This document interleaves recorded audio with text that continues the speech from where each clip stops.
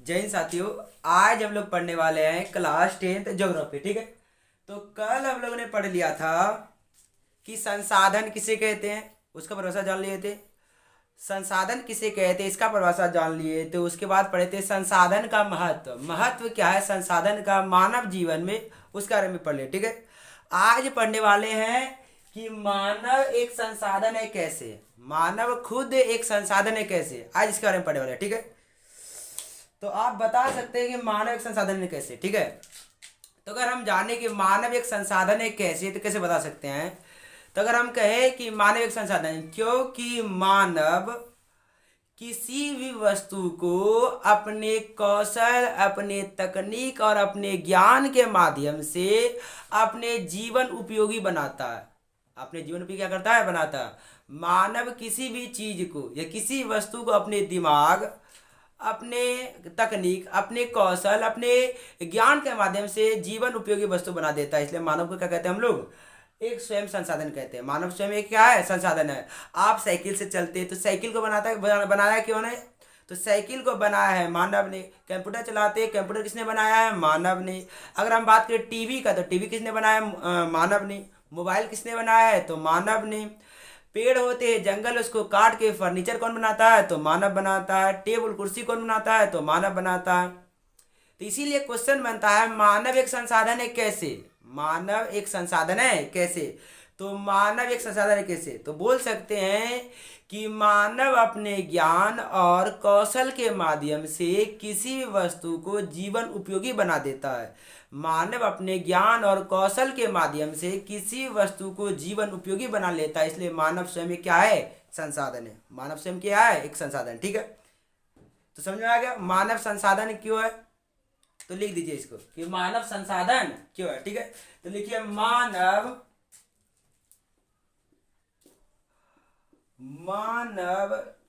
किसी भी वस्तु को, मानव किसी भी वस्तु को अपने ज्ञान तथा तकनीक के माध्यम से, ज्ञान तथा तकनीक के माध्यम से मानव किसी भी वस्तु को, मानव किसी भी वस्तु को अपने ज्ञान तथा तकनीक के माध्यम से जीवन उपयोगी बनाता है, जीवन उपयोगी बनाता। मानव किसी वस्तु को अपने ज्ञान तथा तकनीक के माध्यम से जीवन उपयोगी बनाता है,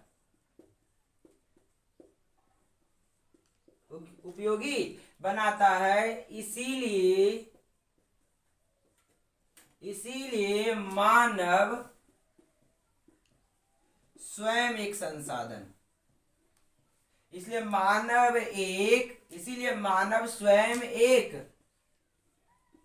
संसाधन है। तो देखिए हमने क्या लिखा, हमने लिखा पहला क्वेश्चन था मानव एक संसाधन है कैसे। तो लिखिए मानव अपने ज्ञान तथा तकनीक के माध्यम से किसी वस्तु को अपने जीवन उपयोगी बना लेता है। इसलिए मानव स्वयं क्या है, संसाधन है। और सबसे बड़ी सच्चाई की बात तो यह है कि प्रकृति ने भी बहुत सारे संसाधन दिए हैं, लेकिन अगर सबसे महत्वपूर्ण स्थान है किसी भी चीज का तो मानव संसाधन का। प्रकृति ने बहुत सारी चीजें दिया है, हमको पता है कि पेड़ पौधे, सोना चांदी, हीरे जवाहरात, कोयला, पेट्रोलियम सब कुछ बना हुआ है, लेकिन उसको अपने उपयोग के लिए कौन लाता है, तो मानव लाता है, मानव लाता है। इसलिए मानव स्वयं क्या है, संसाधन है। कहा जाता है कि बिना प्राकृतिक संसाधन से कोई भी देश विकसित देशों की श्रेणी में नहीं आ सकता है, लेकिन यह बात पूरा सही नहीं है। बहुत से देश ऐसे हैं जो कि प्राकृतिक संसाधन में नीचे होते हुए भी अपने मानव संसाधन की प्रबल शक्ति से पहले स्थान पे आया। अगर बात करें उस वैसे देश का, तो नाम क्या है, जापान। जापान एक ऐसा देश है जहां प्राकृतिक संसाधन बहुत ही कम है, लेकिन फिर भी मानव और कौशल के माध्यम से आज विकसित देशों की श्रेणी में गिना जाता है। किसको, तो जापान को। तो मानव स्वयं एक संसाधन है कैसे, समझ में आ गया। ठीक है, एक बात और इसमें जोड़ा गया था, हमारे भूगोलविद भूगोलविद जिम्मरमैन जी का कहना था, जिम्मरमैन जी का कहना था, हमारे भूगोलविद है जिम्मरमैन जी, उनका कहना था कि संसाधन होते नहीं बनते हैं। संसाधन होते नहीं, वो क्या है, बनते हैं। अगर कोई वस्तु मेरे पास उसका उपयोग नहीं कर रहे तो वो मेरे लिए संसाधन नहीं है। हमने उसको अगर अपने उपयोग के लिए बना लिया, इसलिए वो मेरा क्या हो गया, संसाधन हो गया। तो प्रसिद्ध भूगोलविद जिम्मरमैन जी का कहना था कि संसाधन, ऑब्जेक्टिव का क्वेश्चन है ये, कि संसाधन होते नहीं बनते हैं। इसको नोट कर लीजिएगा, ठीक है। कि जिम्मरमैन जी का कहना था, प्रसिद्ध भूगोलविद, उनका कहना था कि संसाधन होते नहीं बनते हैं। संसाधन होते नहीं क्या होते हैं, बनते, ठीक है। तो इसके आगे जो आज हम लोग पढ़ने वाले हैं संसाधनों का वर्गीकरण, ठीक है। संसाधनों का वर्गीकरण, संसाधनों का वर्गीकरण किस आधार से किया गया, आज उसके बारे में पढ़ने वाले हैं, ठीक है। पहले हमने आपको इंट्रोडक्शन दे दिया भूगोल का, ठीक है। उससे हमने संसाधन की परिभाषा बता दिया, संसाधन का महत्व बता दिया आपको। उसके बाद संसाधन, मानव स्वयं एक संसाधन कैसे, उसको बता दिया, ठीक है। और किनका कहना था कि संसाधन होते नहीं बनते हैं, प्रसिद्ध भूगोलविद जिम्मरमैन जी का, ठीक है। अब पढ़ने वाले हम संसाधन का वर्गीकरण, संसाधन का बांटा किस आधार से गया है, ठीक है। तो देखिए,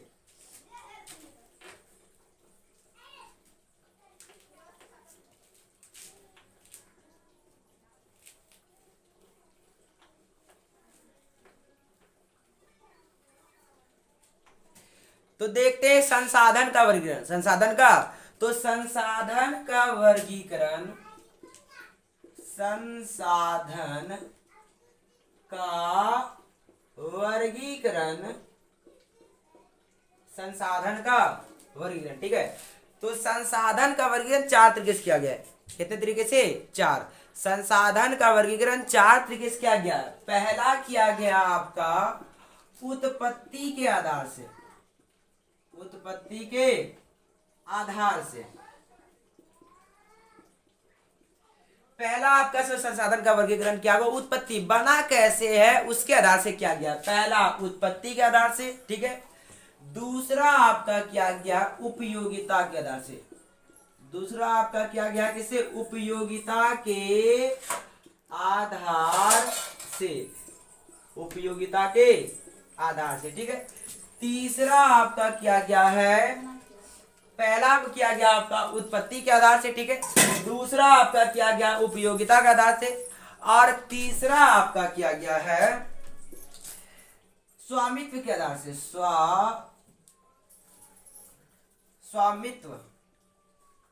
स्वामित्व के आधार से। और चौथा आपका किया गया है विकास के आधार से, विकास के आधार से, ठीक है। तो ये है आपका संसाधन का वर्गीकरण। किसका वर्गीकरण है, संसाधन का वर्गीकरण।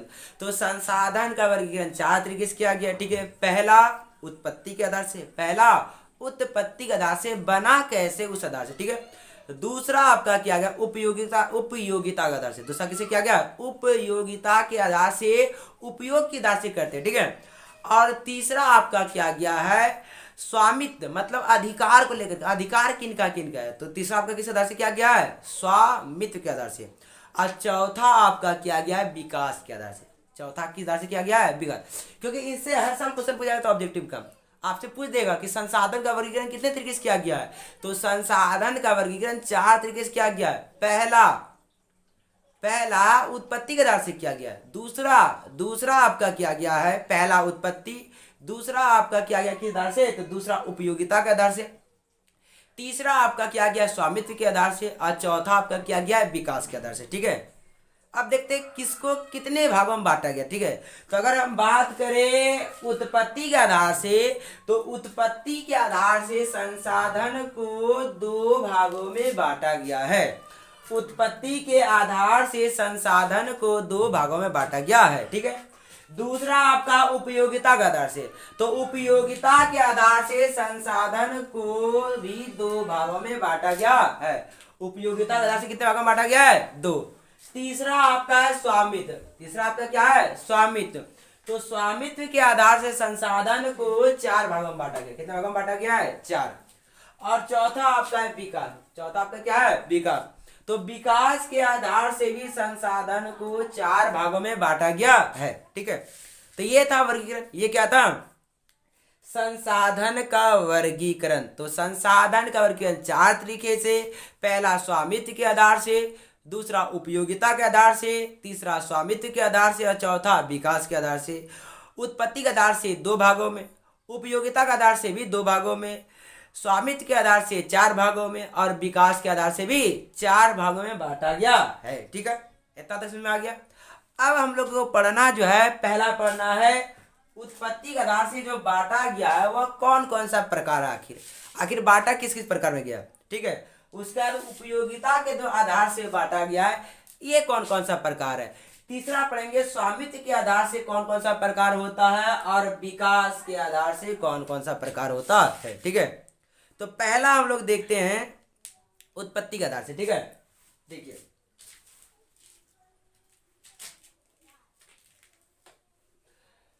तो उत्पत्ति के आधार से जो संसाधन को बांटा गया है वो 2 भागों में बांटा गया। उनका नाम है, पहला है जैव संसाधन। पहला क्या है? जैव संसाधन। ठीक है, और दूसरा है आपका अजैव संसाधन। अजैव संसाधन। तो उत्पत्ति के आधार से संसाधन को 2 भागों में बांटा गया है। पहला जैव संसाधन, दूसरा अजैव संसाधन। पहला जैव, दूसरा अजैव। अगर बात करें इन दोनों के परिभाषा का तो देखिए आप नाम से ही परिभाषा निकाल सकते, जैव संसाधन, अजैव संसाधन। ठीक है, अगर परिभाषा की बात करें जैव संसाधन की तो वैसा संसाधन है जिसकी प्राप्ति सजीव जीवों से होती है। ठीक है, वैसा संसाधन जिसकी प्राप्ति सजीव जीवों से होती है या सजीव वस्तुओं से होती है उसे हम लोग कहते हैं जैव संसाधन। क्या कहते हैं? जैव संसाधन कहते हैं। अब देखिए सजीव में कौन कौन आता है। तो सजीव की अगर बात करें तो उसमें हमारे मनुष्य प्राणी जितने भी जीव जंतु होते हैं, मनुष्य है, जीव जंतु है, गाय भैंस बकरी, ये सब क्या है मेरा सजीव वस्तु है। अब एक बात और, अगर हम बात करें पेड़ पौधे के तो पेड़ पौधे को भी सजीव में रखा गया, इसलिए जैव संसाधन मेरा पेड़ पौधे भी आते हैं। जैव संसाधन क्या आते हैं मेरे? पेड़ पौधे भी आते हैं। तो अगर परिभाषा की बात की तो वैसा संसाधन जिसकी प्राप्ति सजीव वस्तुओं से होती है जैव संसाधन कहलाता है। जैसे मनुष्य, वनस्पति आदि। मनुष्य की अगर बात करें, वनस्पति की बात करें तो वनस्पति में पूरा वनस्पति आ जाता है, मनुष्य और जीव जंतु दे सकते हैं, प्राणी। तो ये हुआ जैव का प्रोसेस। किसका हुआ? जैव का। अब बस जस्ट उल्टा कर दीजिए, किसका? जैव का उल्टा कर दीजिए, क्या आ जाएगा? वो जैव हो जाएगा। वैसा संसाधन जिसकी प्राप्ति निर्जीव वस्तुओं से होती है। देखिए जैव में सजीव जिसमें जीवन हो और निर्जीव में वो जैव, निर्जीव में वो जैव। तो निर्जीव का अगर प्रसाद देने की बात करें हम तो वैसा संसाधन जिसकी प्राप्ति निर्जीव वस्तुओं से होती है, वैसा संसाधन जिसकी प्राप्ति निर्जीव वस्तुओं से होती है वो जैव संसाधन कहलाता है। अगर जैसे की बात करें हम तो दे सकते हो आप मोटरसाइकिल, साइकिल, पत्थर, खनिज, चट्टाने, बस, मोटरसाइकिल, एरोप्लेन, हवाई जहाज, जल वाला जहाज, मतलब बहुत सारी चीजें आपके घर के बहुत सारे सामान्य होंगे जो निर्जीव है, जो क्या है? निर्जीव है, लेकिन फिर भी आपके लिए संसाधन का काम करता है। टीवी, आपका टीवी, मोबाइल, ये भी क्या है? निर्जीव है। ये बोर्ड क्या है? निर्जीव है, लेकिन मेरे लिए संसाधन काम कर रहा है। ये मार्कर क्या है? निर्जीव है, लेकिन मेरे लिए क्या काम कर रहा है? संसाधन का काम कर रहा है। ठीक है, तो परिभाषा लिख सकते हैं, लिख लीजिए जैव संसाधन। ठीक है, तो जैव संसाधन का परिभाषा लिखेंगे कि वैसा संसाधन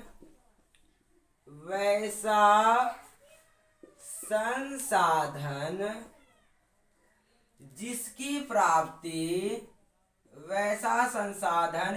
प्राप्ति सजीव वस्तु, वैसा संसाधन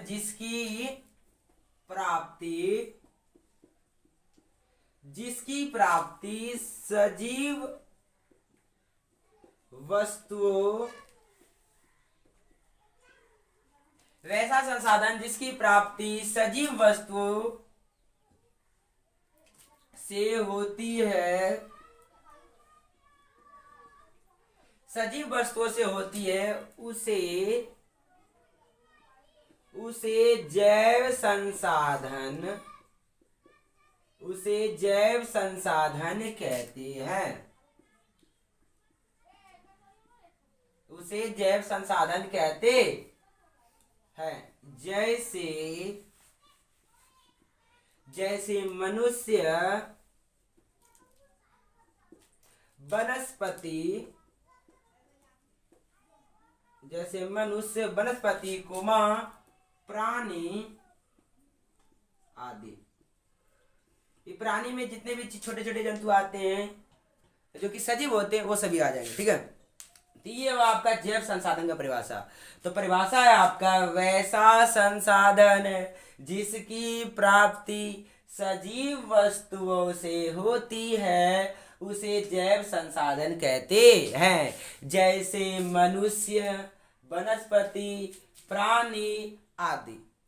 तो ये आपका किसका, तो जैव संसाधन का परिभाषा, ठीक है।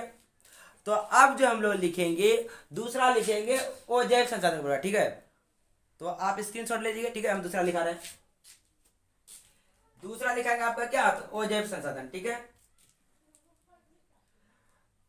चलिए ज्यादा ना मिटाते, बस यही काम कर लेते। देखिए यहां हमने लिख दिया ओ, अच्छा लिख देते हैं ओ जैव संसाधन। अच्छा परिभाषा में क्या बदल देंगे, तो देखिए क्या बदल देंगे हम, वैसा संसाधन जिसकी प्राप्ति, ठीक है, वैसा संसाधन जिसकी प्राप्ति सजीव नहीं, यहां क्या लिख देंगे, निर्जीव। वैसा संसाधन जिसकी प्राप्ति निर्जीव वस्तुओं से होती है, उसे अजैव संसाधन कहते हैं, अजैव संसाधन कहते हैं। जैसे मनुष्य, वनस्पति, प्राणी, जैसे ये तो बदल ना जाएगा। जैसे क्या देंगे, तो जैसे दे सकते हैं हम, जैसे चट्टाने, जैसे चट्टाने जो कि निर्जीव है, कोई जीवन इसमें नहीं होता है। जैसे खनिज,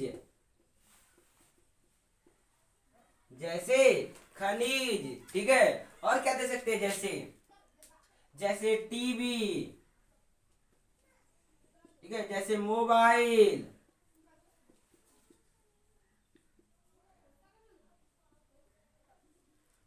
आदि, ठीक है। आप देख सकते हैं निर्जीव वस्तु जितने भी सब वो जैव में आते हैं, और जितने भी सजीव वस्तु है वो जैव में आते हैं, ठीक है। तो परिभाषा आपने देख लिया वो जैव संसाधन का, तो वैसा संसाधन जिसकी प्राप्ति निर्जीव वस्तुओं द्वारा होती है, वैसा संसाधन जिसकी प्राप्ति निर्जीव वस्तुओं के द्वारा होती है वो जैव संसाधन कहलाता है, और वैसा संसाधन जिसकी प्राप्ति सजीव वस्तुओं द्वारा होती है जैव संसाधन कहलाता है, ठीक है। तो ये आपका उत्पत्ति का दर्श, उत्पन्न कैसे हुआ, उत्पन्न हुआ एक जैव और एक अजैव से हुआ, ठीक है। अब दूसरा हम लोग पढ़ेंगे उपयोगिता का आधार से, किस आधार से, उपयोगिता के आधार से, ठीक है। देखते हैं इसको।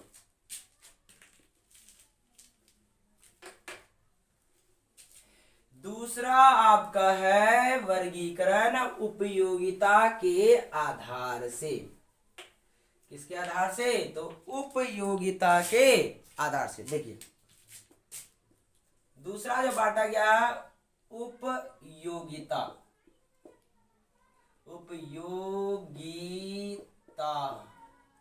के आधार से, उपयोगिता के आधार से, ठीक है। तो हमने पहले बताया आपको कि उपयोगिता के आधार से भी संसाधन को दो भागों में बांटा गया है। पहला बांटा गया है आपका नवीकरणीय संसाधन, नवीकरणीय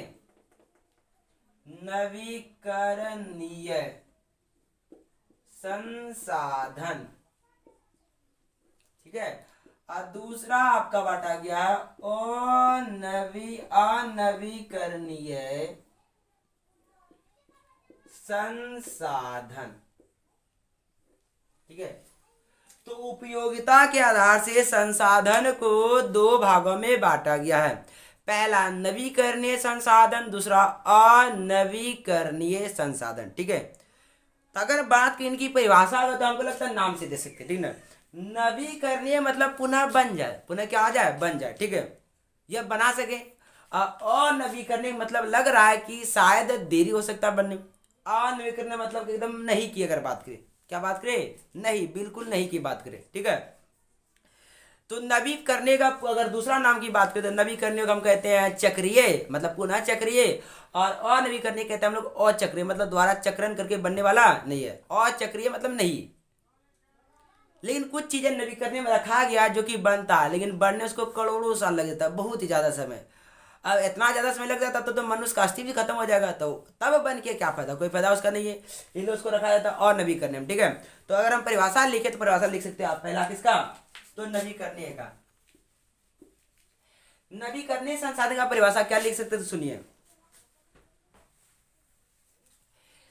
अगर बात करें नवीकरणीय संसाधन की परिभाषा तो हम बोल सकते हैं कि वैसा संसाधन जिन्हें भौतिक, यांत्रिक, बाद में जोड़े, ठीक है, वैसा संसाधन जिन्हें भौतिक, रासायनिक या यांत्रिक प्रक्रियाओं द्वारा पुनः प्राप्त किया जा सकता हो, उसे नवीकरणीय संसाधन कहते हैं। क्या बोलेंगे, कि वैसा संसाधन जिसकी प्राप्ति भौतिक, रासायनिक या यांत्रिक प्रक्रिया द्वारा पुनः होता है, उसे क्या कहते हैं, नवीकरणीय संसाधन कहते हैं। अब भौतिक, रसायन या यांत्रिक इसलिए बोला क्योंकि कुछ ऐसे संसाधन नवीकरणीय माध्यम जिसको यंत्र की सहायता से बनाते हैं। मान लो अगर जल वाला खत्म हो गया तो जल विद्युत से दोबारा बना सकते हैं, बिल्कुल बना सकते हैं यंत्र की सहायता से। सौर ऊर्जा नवीकरणीय में आता है, मतलब यंत्र की सहायता से बनाते हैं। पवन चक्की भी तो क्या होता है, यंत्र की सहायता से बनाते हैं, सूर्य की किरणें, जल विद्युत। ठीक है, तो इसीलिए इसमें परिभाषा दिया गया नवीकरणीय का कि वैसा संसाधन जिन्हें भौतिक, रासायनिक या यांत्रिक प्रक्रियाओं द्वारा पुनः प्राप्त किया जा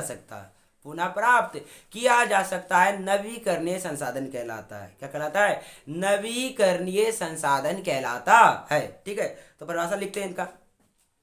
तो परिभाषा इनका था नवीकरणीय संसाधन। ठीक है, तो लिखिए, वैसा संसाधन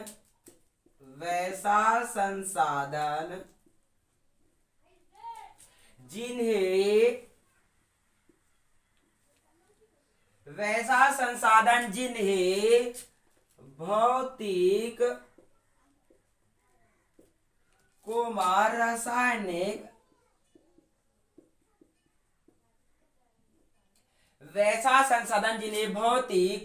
रासायनिक, रासायनिक या यांत्रिक प्रक्रियाओं द्वारा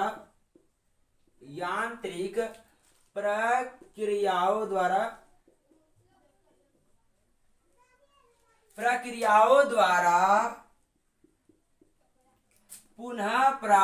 किया जा सकता हो, उसे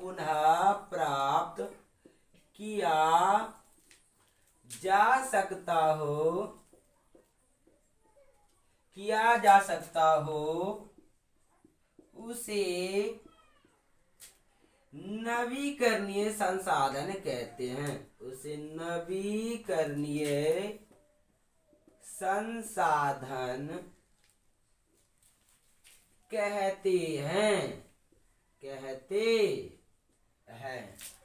तो बोले नवीकरणीय संसाधन को परिभाषा। ठीक है, तो बोले वैसा संसाधन, ठीक है, वैसा देख लीजिए आप, वैसा संसाधन जिन्हें भौतिक, रासायनिक या यांत्रिक प्रक्रियाओं द्वारा पुनः प्राप्त किया जा सकता हो, उसे हम नवीकरणीय संसाधन कहते हैं।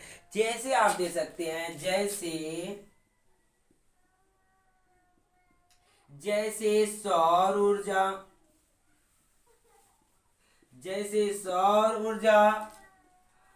पवन ऊर्जा,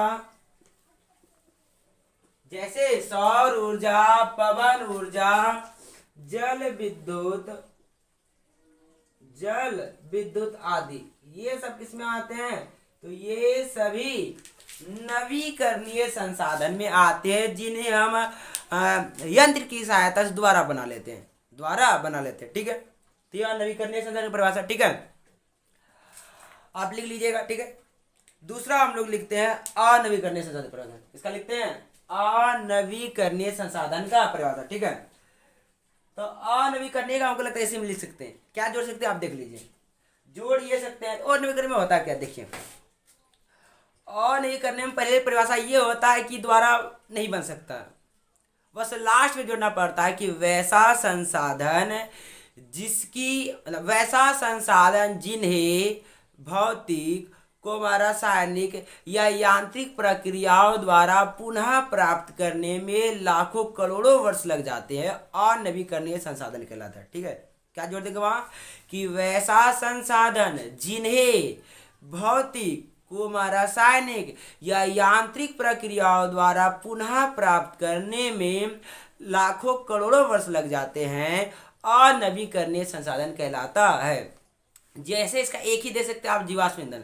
अगर आप जीवाश्म ईंधन दे देते तो इसके अंदर सब आ जाता, आपका कोयला हो, आपका पेट्रोलियम हो, आपका प्राकृतिक गैस हो, ये जीवाश्म ईंधन के अंतर्गत आ जाते हैं। क्योंकि जीवाश्म मतलब जीव जंतु के जो सड़े गले अवशेष होते हैं, पेड़ पौधों को जो सड़े गले अवशेष होते हैं, उसी पेड़ पौधे हमारा कोयला बनता, उसी जीव जंतु के सड़े गले अवशेष से हमारा पेट्रोलियम, डीजल, मेरा प्राकृतिक गैस बनता है, ठीक है। इसलिए इसका उदाहरण क्या होता है, जीवाश्म ईंधन। तो परिभाषा क्या बोलेंगे, वैसा संसाधन जिसकी प्राप्ति, ये तो वैसा संसाधन जिन्हें भौतिक, रासायनिक, यांत्रिक प्रक्रियाओं द्वारा पुनः प्राप्त करने में लाखों करोड़ों वर्ष लग जाते हैं, अनवीकरणीय संसाधन कहलाते हैं, ठीक है। तो लिखिए परिभाषा,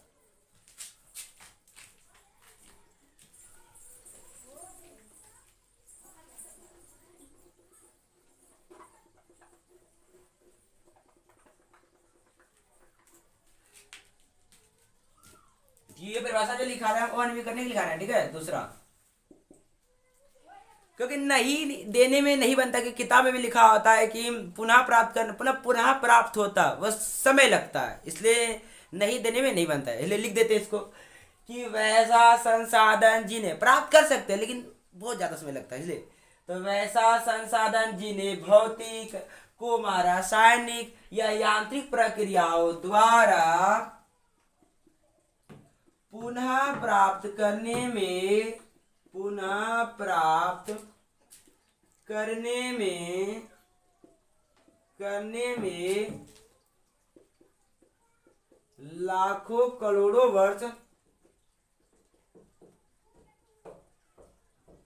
लाखों करोड़ों वर्ष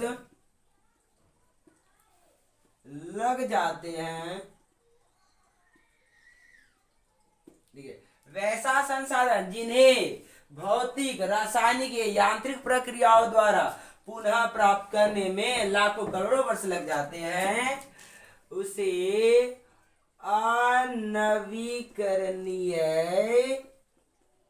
अनवीकरणीय संसाधन कहते हैं,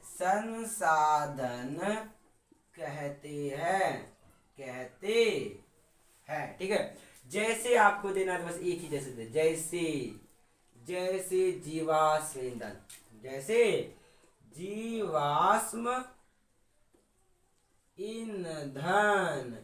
क्योंकि इस जीवाश्म ईंधन में हमारे पेट्रोलियम, डीजल, केरोसिन, प्राकृतिक गैस, कोयला सब आ जाते हैं, ठीक है।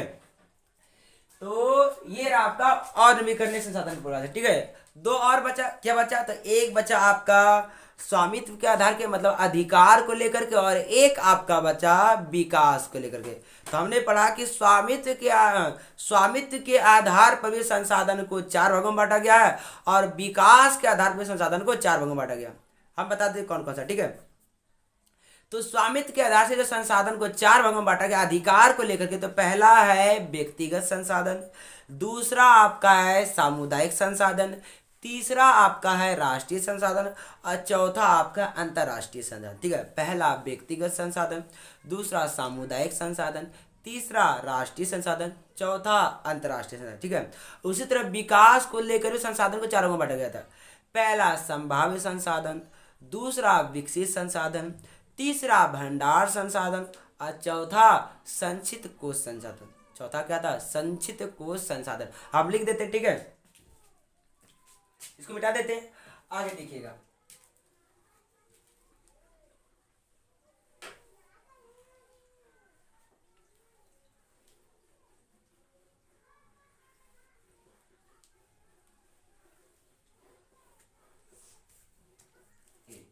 जितना लिखाते अगर उसको आप सही से नोट कर लीजिएगा अपने कॉपी में, तो ज्यादा दिक्कत आपको इस एग्जाम देने में होगा नहीं, ठीक है। तो तीसरा आपका क्या था? तीसरा आपका था स्वामित्व का था, ठीक है, स्वामित्व।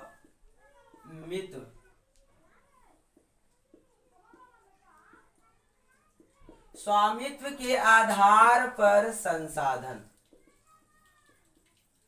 तो स्वामित्व के आधार पर संसाधन प्रकार कितने हैं? 4, लिख लेते हैं।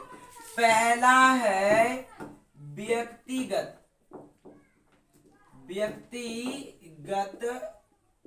संसाधन, ठीक है।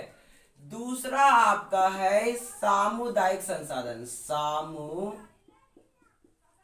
सामुदायिक संसाधन, ठीक है। तीसरा आपका है राष्ट्रीय संसाधन,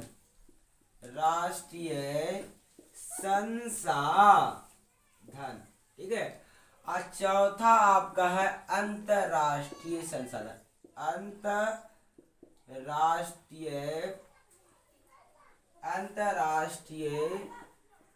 संसाधन, ठीक है। तो स्वामित्व के आधार संसाधन को 4 भागों में बांटा गया है। पहला आपका व्यक्तिगत संसाधन, दूसरा आपका सामुदायिक संसाधन, तीसरा आपका राष्ट्रीय संसाधन, चौथा आपका अंतरराष्ट्रीय संसाधन, ठीक है। तो हमने पढ़ा क्या क्या इस चैप्टर में जो शुरुआत की है, हमने पहले ही बता दिया आपका पहला इसमें जो 5 खंड में बांटा गया इसको, ठीक है, 5 पढ़ना। हमने शुरुआत में पहला वाला क्या था? भारत, संसाधन एवं उपयोग, ठीक है। संसाधन परिभाषा देख लिया, ठीक है। फिर से बता देते, पहले बताए थे हमने कि मानवीय आवश्यकताओं में पूर्ति में सहायक भौतिक एवं जैविक पदार्थ को संसाधन कहते हैं, ठीक है। साथ ही साथ जो आर्थिक रूप से संभव हो तथा सार्वजनिक रूप से क्या हो? स्वीकार हो। उसके बाद बताते हैं संसाधन का महत्व। तो संसाधन का महत्व मनुष्य जीवन में बहुत ही ज्यादा है। संसाधन के जरिए भी, मतलब संसाधन के जरिए ही समाज, राज्य, राष्ट्र, देश या महादेश सबका विकास होता है। संसाधन के जरिए किसी का विकास होना बहुत ही नगण्य होता है, ठीक है। तो वो था संसाधन का महत्व। उसके बाद पढ़े थे मानविक संसाधन कैसे, ये भी जान लिए, ठीक है। संसाधन का वर्गीकरण देख लिए, 4 प्रकार में बांटा गया था। स्वामित्व, उपयोगिता, है ना, पहले उत्पत्ति, उपयोगिता, स्वामित्व और विकास, ठीक है। हमने उत्पत्ति के आधार से बता दिया, परिभाषा बता दिया, दोनों 2 प्रकार से। उपयोगिता के आधार से हमने बता दिया, ठीक है, नवीकरणीय और अनवीकरणीय। और आपका स्वामित्व के आधार से 4 व्यक्तिगत, सामुदायिक, राष्ट्रीय और अंतर्राष्ट्रीय, ठीक है। तो अगला वीडियो आगे का जो क्लास होगा अगले वीडियो में करेंगे, ठीक है। यहाँ तक देखने के लिए धन्यवाद। ढेरी होगा ना, बहुते बना देंगे।